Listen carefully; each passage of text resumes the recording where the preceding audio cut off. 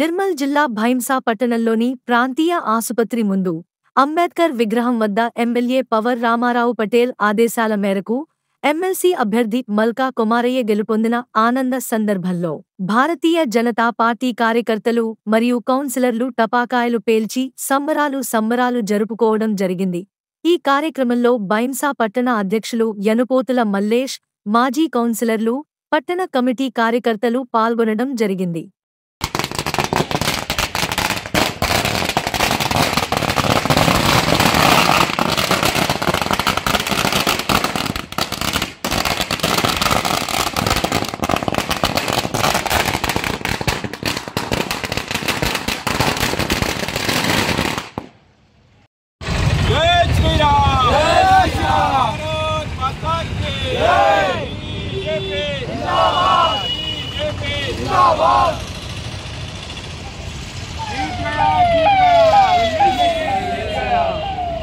అందరికీ జై శ్రీరామ్.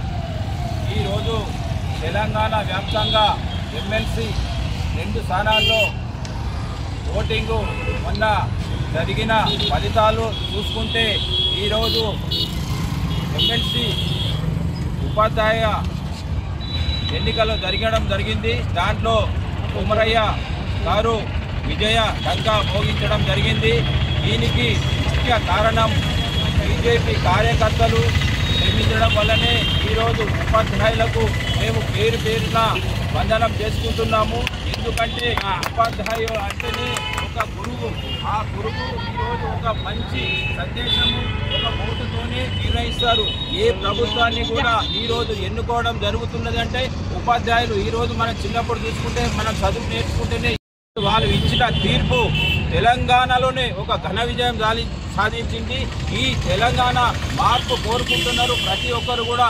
వచ్చే 2017-18 అసెంబ్లీ ఎన్నికలు కూడా ఈరోజు చూసుకుంటే అసెంబ్లీలో కూడా తెలంగాణనే బీజేపీ డంకా బజాయిస్తుందని చెప్పేసి దీనికి సంకేతంగా మేము బీజేపీ కార్యకర్తలు అందరం చెప్తున్నాము. జై హింద్, జై భారత్, భారత్ మాతా కీ జై.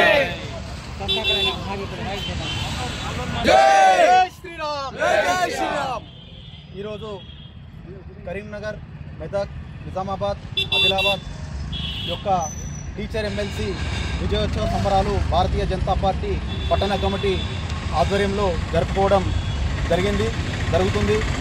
అయితే ఈ విజయం చాలా ఘన విజయం. ఎందుకంటే రాబోయే రోజులలో ఈ యొక్క మేధావుల ఓటు. ఎందుకంటే ఒక టీచరు ఒక ప్రధానమంత్రిని తయారు చేయగలుగుతారు, ఒక టీచరు ఒక ఎమ్మెల్యేని తయారు చేస్తారు, ఒక టీచరు ఒక ఎంపీని తయారు చేస్తారు, ఒక టీచరు అదేవిధంగా ఒక కలెక్టర్ను కూడా ఒక టీచర్ తయారు చేస్తారు. అంటే ఆ టీచర్ల ఓటుతోని ఈరోజు కొమరయ్య గారు రాజ్యసభకి వెళ్ళింది.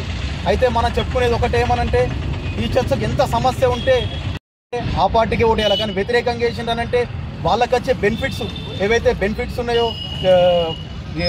వాళ్ళకు సాలరీ ఇంక్రిమెంట్